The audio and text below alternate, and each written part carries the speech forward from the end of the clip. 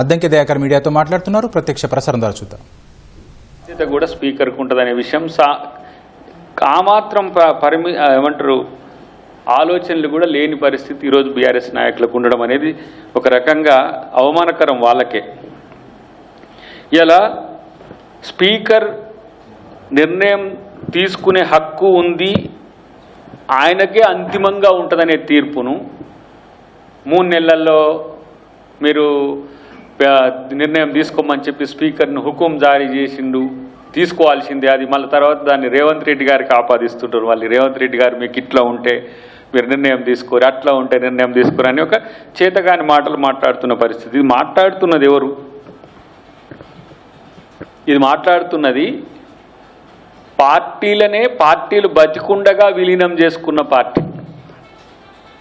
మనకు 2014-18 టెన్యూర్లో టీడీఎల్పీని 15 మంది ఎమ్మెల్యేలు గెలిస్తే 12 మంది ఎమ్మెల్యేలని మొత్తం పార్టీ అట్లా ఉండగానే టీఆర్ఎస్లో విలీనం చేసుకున్నారు. ఆ రోజు అది టీఆర్ఎస్ పార్టీ. తర్వాత 5 మంది పైచిల్కి ఈరోజు కాంగ్రెస్ పార్టీ ఎమ్మెల్యేలను కూడా ఆ రోజు విలీనం చేసుకున్నారు. రెండో దఫా ఆయన 18 నుంచి 23 కాలంలో ఆయన వెలగబెట్టిన టైంలో ఏకంగా సిఎల్పీని మర్జీ చేసుకున్నాడు. బట్టి విక్రమార్క గారు సిఎల్పీ నాయకుడిగా ఉన్నారు, కాంగ్రెస్ పార్టీ ఇక్కడ ఉన్నది. వాళ్ళను ఇలా రాజకీయంగా ఓడగొట్టిందే కాంగ్రెస్ పార్టీ. కానీ టెక్నికల్గా టీఆర్ఎస్ పార్టీ ఆ రోజు బీఆర్ఎస్ పార్టీ కాకముందు సిఎల్పీని మర్జీ చేసుకున్నది. సిఎల్పీ లేదు అంటే కాంగ్రెస్ లెజిస్లేటివ్ పార్టీ లేకుండా చేసిన రాజ్యాంగ వ్యతిరేక శక్తి ఎవరు అని అంటే మొదట బీజేపీ ఉంటే తర్వాత బీఆర్ఎస్ అయింది. ఎవరు దాన్ని చూసుకొని చేసిండ్రు? ఇది బీజేపీ మాకు ఎక్కడ పోయినా ప్రొటెక్టర్గా ఉంటుందనే ఉద్దేశంతోనే అంత పెద్ద ఎత్తున రాజ్యాంగాన్ని తుంగలో తొక్కి బీఆర్ఎస్ చేసిన ఏదైతే రాజ్యాంగ వ్యతిరేక చర్య ఉందో అది భారతదేశానికే అదొక మచ్చలాంటి, భారతదేశ రాజ్యాంగ వ్యవస్థకి ఒక మచ్చలాంటి చర్యలు చేసింది కేసీఆర్. ఆ కేసీఆర్కు సంబంధించిన 100 మాగదులు వచ్చి బయటకు వచ్చి మాట్లాడతారు. ఇలా వీళ్ళిద్దరు పిటిషన్స్ వేస్తే ఆ పిటిషన్ ఎవరు? కౌశిక్ రెడ్డి, వివేకానంద వేసిన ఏవైతే పిటిషన్స్ ఉన్నాయో వాటి తీసి పక్కన పెట్టేసింది సుప్రీంకోర్టు. అది ఎందుకు చెప్పుకోవట్లేరు? కాబట్టి ఇప్పుడు నిర్ణయం తీసుకోవాల్సిన అల్టిమేట్ బాధ్యత ఎవరి మీద ఉంది అని అంటే ఇలా స్పీకర్ గారి మీద ఉంది. స్పీకర్ గారు నిర్ణయం తీసుకునేదానిక వెయిట్ చేసే ఓపిక లేకపోగా తీసుకోండి ఇప్పుడు వీళ్ళు చెప్తే చేయాలి. నేనంటున్నా, గతంలో టీడీపీ నుంచి వచ్చిన తలసాని శ్రీనివాస్ యాదవ్ కళ్ళెదుటిగా ఎమ్మెల్యే టీడీపీ అని కనబడుతున్నా ఆ రోజు మంత్రిని చేసిన చరిత్ర టీఆర్ఎస్ పార్టీది కాదా? కాంగ్రెస్ పార్టీ నుంచి వెళ్ళిన సబితా ఇంద్రారెడ్డి గారు మంత్రివర్గంలోకి ఏకంగా కాంగ్రెస్ పార్టీ నుంచి గెలిచిన తర్వాత 12 మందిని డిఫెక్ట్ చేసుకొని ఇలా మంత్రిని చేసిన చరిత్ర మీది కాదా? ఇలా వచ్చిన 10 మంది కూడా ఎందుకు వచ్చిండ్రు? కనీసం మీకు ఇంగితం లేకపోయా?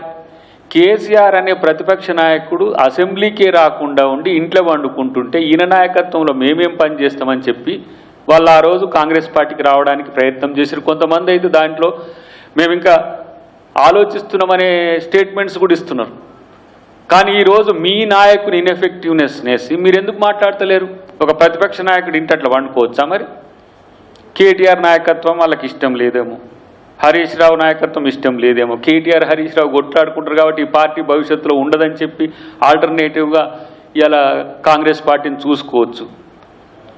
మరి మీరు డిఫెక్ట్ చేసిన రోజు మీరు ఇంతమంది ఎమ్మెల్యేలు సెకండ్ టైం అయితే సిఎల్పీని మర్జీ చేసుకునేటప్పుడు ఒక్కళ్ళు ఇట్లా ఒక 5-6 వచ్చిన దానిక చూసి ఒకరికి మంత్రి పదవి ఆఫర్ ఇచ్చి మిగతా వాళ్ళందరినీ తీసుకొని 12 మంది అయినాక డిఫెక్ట్ చేసుకున్నారు.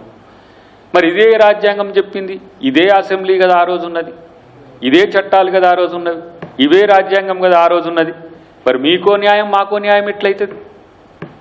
కాబట్టి ఇది ఒక తెలివి తక్కువతనంతో వాళ్ళు చేస్తున్న స్టేట్మెంట్స్. ఇంకా సుప్రీంకోర్టు తీర్పును అర్థం చేసుకోవడంలో కూడా అర్థం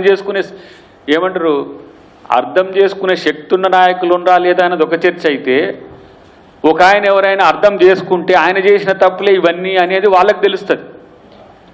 ఎప్పుడు కూడా కాంగ్రెస్ పార్టీ రాజ్యాంగ వ్యవస్థల పట్ల, రాజ్య వ్యవస్థల పట్ల ఎప్పుడు చిన్న చూపుతో ఉండదు.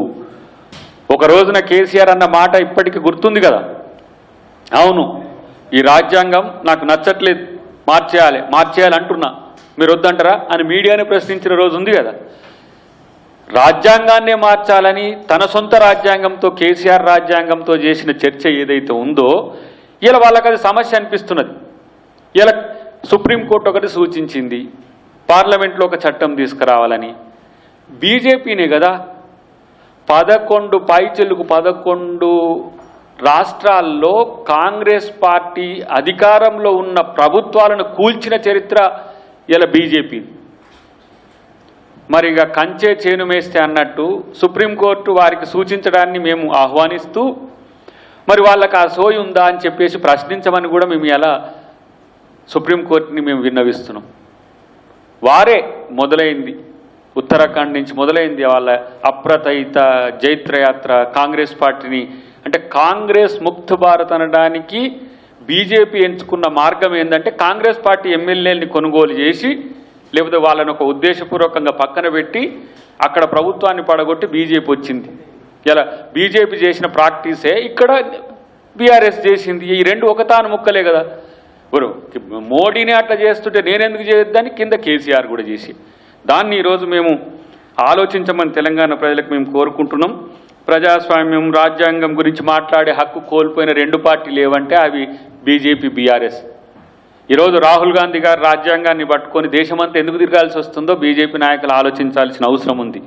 ఇప్పుడు బీజేపీ బీ టీమ్గానే బీఆర్ఎస్ను చూస్తాం తప్పితే బీఆర్ఎస్ ఏదో పెద్ద కొత్తగా పార్టీ, దానికి ఏదో అస్తిత్వం ఉందని చూడడానికి గత 3 సంవత్సరాలు 4 సంవత్సరాల నుంచి మేము మాట్లాడుతున్నది అదే.